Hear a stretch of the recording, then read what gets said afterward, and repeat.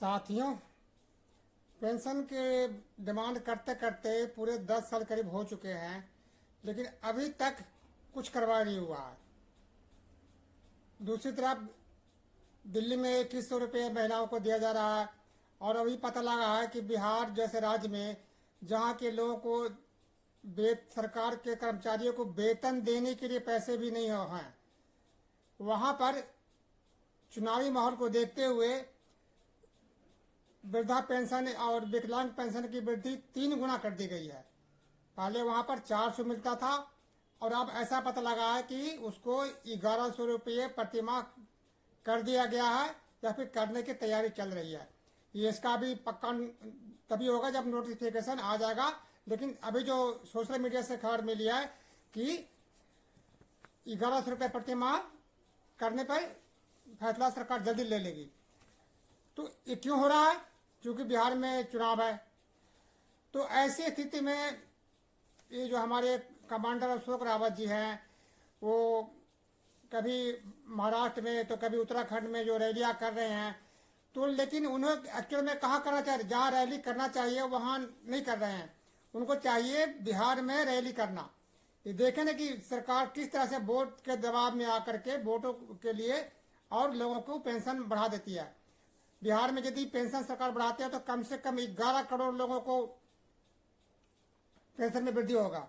उसके हिसाब से तो ईपीएफ पेंशन वाले को तो मात्र 78 लाख ही हैं, तो उसके हिसाब से तो कुछ भी नहीं है। तो ये होती है वोट की राजनीति की। यदि सरकार को लगेगा कि ये हमारा वोट का नुकसान करेंगे तभी सरकार कुछ करती है, वरना नहीं करती है। लेकिन ऐसी स्थिति में हम तो यही चाहते हैं कि जो रावत जी हैं वो यहाँ दिल्ली में या और यहाँ क्या महाराष्ट्र में या उत्तराखंड में रैली करने के बजाय उनको चाहिए सीधे पटना गांधी मैदान में रैली करना, और सभी को सहयोग लेकर के और फतवा प्रधानमंत्री के खिलाफ जारी करना चाहिए कि हमारा पेंशन वृद्धि नहीं होगा। तो बिहार में कोई भी पेंशनर भाजपा सरकार को या गठबंधन सरकार को वोट नहीं देगा।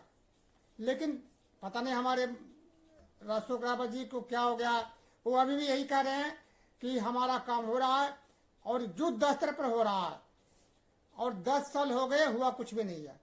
अभी देखिए, आपको जो ईपीएफओ के अधिकारी हैं वो क्या कहते हैं, आप सुनिए ध्यान से, वीडियो में देखिए। इसके अलावा और भी अशोक रावत जी ने अपने जो बयान दिया है वो भी वीडियो आपको हम दिखाएंगे। अब लास्ट तक वीडियो पे बने रहिए।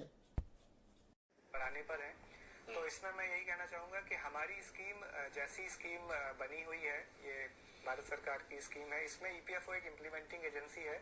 हर साल हमारे पास इस तरह के काफ़ी रेफरेंस आते हैं, और अभी रिसेंटली जो standing committee on labour, textile and skill development है, उसने भी अपनी रिपोर्ट में यह रिकमेंडेशन दी है कि पेंशन को बढ़ाया जाए। और जहाँ तक मेरा मानना है, इस पर गंभीरता से विचार हो रहा है। किंतु अभी जो स्कीम जैसी बनी हुई है, हम लोग जो पेंशन देंगे वो उसके हिसाब से जो फार्मूला सेट है उसी से बनती है। ऐसा ईपीएफओ का इसमें कोई डिस्क्रिशन नहीं है। जैसा सरकार स्कीम में अगर कोई अमेंडमेंट बढ़ाने के लिए करेगी, जैसा कि 2014 में हुआ था जब मिनिमम पेंशन पहली बार 1000 बनाई गई थी।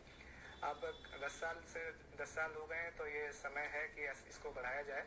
बट ये सरकार इस पर मेरे ख्याल से विचार कर रही है, और जैसे ही सरकार इस पर कोई अमेंडमेंट देगी या कोई ऑफिशियल डायरेक्शन देगी, उसके हिसाब से ही ये स्कीम में परिवर्तन किया जाएगा और लोगों की पेंशन उसी हिसाब से निर्धारित की जाएगी।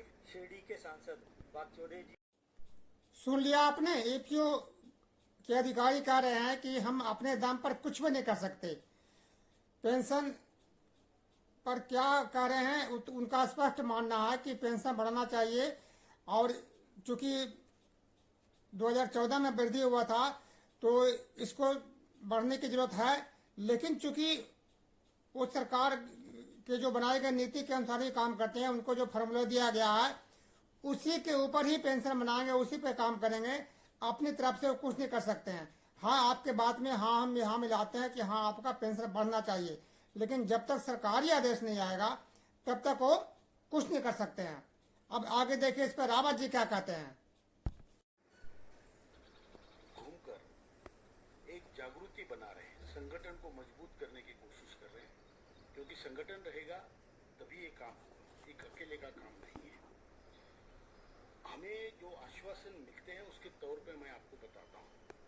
बार आश्वासन डिले होते हैं, झूठ भी होते हैं, लेकिन अभी इस 19 तारीख को जून महीने के 19 तारीख को हम दिल्ली में आदरणीय श्रम मंत्री जी से मिले। 1 घंटे की चर्चा हुई और उन्होंने स्पष्टतया कहा कि मेरी तरफ से आपका पेंशन का जितना रिकमेंडेशन हो सकता था मैक्सिमम वो तैयार है, और अभी मैं इसके बाद, लेकिन उन्होंने ये भी कहा कि आपके अपेक्षाकृत मैं पूरा श्रम मंत्रालय से नहीं दे सकता, इसलिए मुझे वित्त मंत्री जी से मदद लेनी पड़ेगी। और उसके लिए मुझे मैसेज भी आया है वित्त मंत्री जी का कि हमारे सेक्रेटरी को, मतलब श्रम सचिव को वित्त सचिव ने बुलाया है। तो मैंने उनको कहा, ऐसे मिनिस्टर बोल रहे हैं, मैंने उनको कहा कि आप मत जाना, मैं खुद जाऊंगा। तो उनकी मुलाकात होने वाली है और उसमें उन्होंने ये भी कहा कि हम दोनों में हमारी अड़चनें जो भी होगी मेरी तरफ से, वित्त मंत्री की तरफ से, उसके लिए फाइनल जो फैसला होगा वो प्रधानमंत्री हम दोनों को बुला के लेंगे। यहाँ तक की तैयारी हो चुकी है, तो आप चिंता मत कीजिए। काम बड़ा था, लोग हम सामान्य हैं, और सामान्य लोगों ने इतनी बड़ी सिस्टम से लड़ना, उसमें देरी होती है, देरी बिल्कुल जरूर होती है, क्योंकि आप जानते हैं ये जो सिस्टम है अंग्रेजों का बनाया हुआ सिस्टम है, क्रूर सिस्टम है। कोई भी सिस्टम एक आदमी के बस की बात नहीं होती, इसलिए हमने पूरा संगठन बना के इसमें हर किसी का पुरुषार्थ है, और फिर हम जाके लड़े हैं, और उसके रिजल्ट अभी आएंगे, आपके सामने आएंगे। अब ये जो मैं बताता हूँ, जो मंत्री बोलते हैं, जो संकेत मिलते हैं, अभी जो 30 साल से बड़ा प्रॉब्लम है, अभी उसमें आप देखिए कि यूपीएस का जो प्रॉब्लम था, जो नई पेंशन स्कीम यूपीएस वगैरह, उसका 2004 से चालू था, अभी उनका प्रॉब्लम सॉल्व हुआ या जो भी, तो टाइम लगता है, बड़ा पैसों का विषय है। रावत जी का कहना है कि 19 जून को वे केंद्रीय श्रम मंत्री से मिले थे और उनके साथ उनको 1 घंटा का बात हुआ, और उन्होंने यह स्पष्ट किया कि मेरी तरफ से सब कुछ तैयार है, यानी कि श्रम मंत्री ने उनको ये कहा कि हमारी तरफ से सब कुछ तैयार है। उसके बाद उनकी बात वित्त मंत्री से होगी। रावत जी का यह कहना है कि वित्त मंत्रालय की तरफ से भी श्रम मंत्री को पास मैसेज आया है, और उसके आधार पर वो वित्त मंत्री से बात करेंगे, और उसके बाद जब वित्त मंत्री से जो बात हो जाएगा, उसके बाद प्रधानमंत्री से बात होगी, सभी मिलकर बैठ करके तभी इसका कोई अंतिम निर्णय होगा। तो जहाँ तक कि पता है कि ये बातें सुनते सुनते आज नहीं हो गई, कम से कम तो जैसे कि 2 साल से तो हम सुन रहे हैं, हालांकि आंदोलन तो काफी दिन से चल रहा है, मगर 2 साल से तो ये बात सामने आ रही है। और दूसरी ओर जब जो यूट्यूबर हैं, आपको डेली बोल रहे हैं पेंशन बढ़ेगा, डेली पेंशन बढ़ गया। हम तो मार्च से सुन रहे हैं, हर तारीख को पेंशन बढ़ जाता है। आज भी आप क्रेडिट में देखिएगा तो आपको स्पष्ट दिखेगा, कम से कम तो 20 वीडियो ऐसे मिल जाएंगे जिसमें ये लिखा होगा कि 1 जुलाई से पेंशन बढ़ जाएगा, तो कोई बोलेंगे 30 जून से पेंशन बढ़ जाएगा। इस तरह की इनकी हरकतें पेंशनरों को और जो से कि सिर्फ मूर्ख बनाने के अलावा कुछ नहीं कर रहा। जबकि सही बात तो यह है कि जो पेंशनर है, जो कोई सरकार से भीख नहीं मांग रहे हैं, ये जो वृद्धा पेंशन 60 साल से ऊपर वाले को मिल रहा है, या जो पेंशन मिल रहा है सरकारी के जो मंत्री हैं या फिर संसद सदस्य हैं, नगर निगम है, इनको बगैर किसी अनुदान के पेंशन मिलता है। अटल पेंशन योजना वगैरह या सुकन्या योजना, इसमें सरकार अपने योगदान देती है, उनका योगदान देती है। तो फिर जो अपने खून पसीना की कमाई के बल पर जो से कि देश को इतना तक जो पेंशन बढ़ाए हैं, तो क्या ये सरकार के ये हक नहीं बनता कि उनके पेंशन में वृद्धि करें? 10 साल हो गए, महंगाई उससे कई गुना बढ़ चुका है, लेकिन सरकार है जो सुनने का नाम नहीं ले रही है।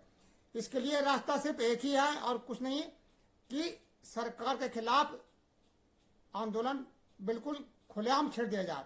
क्योंकि हमें तो मोदी सरकार से ऐसा उम्मीद नहीं है कि वो प्यार से कोई काम करेगी, लेकिन हमारे रावत जी को तो अभी भी उम्मीद है कि उनका काम हो रहा है और युद्ध स्तर पर हो रहा है और होगा। ऐसे ही उन्होंने खुद आपने देखा होगा, उन्होंने बताया है। दोस्तों, अभी जुलाई में, शायद अगले महीने जुलाई से ही इनका संसद सत्र फिर चालू होने वाला है। तो जरूरी है कि ऐसे स्थिति में सभी पेंशनर जितने भी संगठन हैं, चाहे वो किसी भी पार्टी से हों, उनको मिल करके और अशोक रावत जी सब मिल करके दिल्ली में एक महासम्मेलन करें और सरकार को ये जता दें कि हम क्या नहीं कर सकते, हम भी कुछ कर सकते हैं। जब तक सरकार को ये महसूस नहीं होगी कि हमारे लिए ये यदि इनका काम नहीं करेंगे तो हमारे लिए मुश्किल हो जाएगा और हमारे वोट पे असर पड़ेगा, तभी सरकार कुछ काम कर सकती है, वरना ऐसे एक टरकावा देते रह जाएगी। इनका तो काम ही है टरकावा देना। तो दोस्तों, अभी तक आपने सुन लिया, श्रम मंत्रालय के बारे में सुन लिया और अशोक रावत जी का भी कमेंट सुन लिया कि अभी तक सिर्फ बात चल रही है। एक भाई ने अभी बता रहे कि RTI लगाया था, उसमें यही बताया गया कि ऐसा भी कुछ नहीं है, EPF के पास ऐसा कुछ नहीं है। क्योंकि EPF के पास कुछ नहीं है इसलिए कि वो कुछ नहीं कर सकता अपने नाम पर। ये निर्णय तो सरकार का मंत्रिमंडल ही ले सकती है, दूसरा कोई नहीं ले सकता। तो सीधे के सीधे सरकार, मोदी सरकार और उनके मंत्रिमंडल से ही ये संभव है। श्रम मंत्री और EPF से अलग अलग मिलने से कुछ फायदा नहीं है, जब तक कि सरकार को ये एहसास ना हो जाए कि भाई ये 80 लाख पेंशनर हैं जो जिस दयनीय स्थिति में गुजर रहे हैं, इनको पेंशन आवश्यक है। ये हर किसी को पता होना चाहिए कि पेंशन इनके लिए कोई भीख नहीं है, बल्कि इन्होंने अपना योगदान दिया है, अपने पैसे कटवाए हैं। बहुत से ऐसे लोग हैं तो बिना किसी पैसे के, बिना किसी योगदान दिए ही पेंशन मिल रहा है।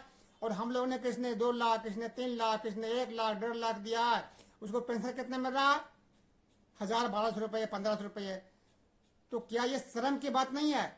और देशों के बजाय हमारे देश के अंदर में गरीबों बुजुर्गों के लिए जो हमारे संविधान में कल्याणकारी राज की स्थापना की घोषणा किया गया है, तो क्या ये सरकार की यही कल्याणकारी राज है कि पेंशनरों को धक्का खिलाते रहो? दोस्तों, आपको ये वीडियो अच्छा लगता है तो आगे बढ़ाइए, और पहली बार देख रहे हैं तो सब्सक्राइब भी करिए। और हमें अशोक रावत जी से और सबसे ही निवेदन है कि सरकार के खिलाफ खुल करके सामने आना पड़ेगा, सरकार के साथ रह करके और उनको से हाथ जोड़ कर काम नहीं चलेगा। यदि पेंशनर को पेंशन चाहिए तो उनके खिलाफ एकजुट होना पड़ेगा, इनके खिलाफ नारेबाजी करना पड़ेगा, ताकि इनको भी एहसास हो जाए। जब तक इनका चूल्हा नहीं हिलेगा तब तक ये पेंशन नहीं देंगे। दोस्तों, जय हिंद।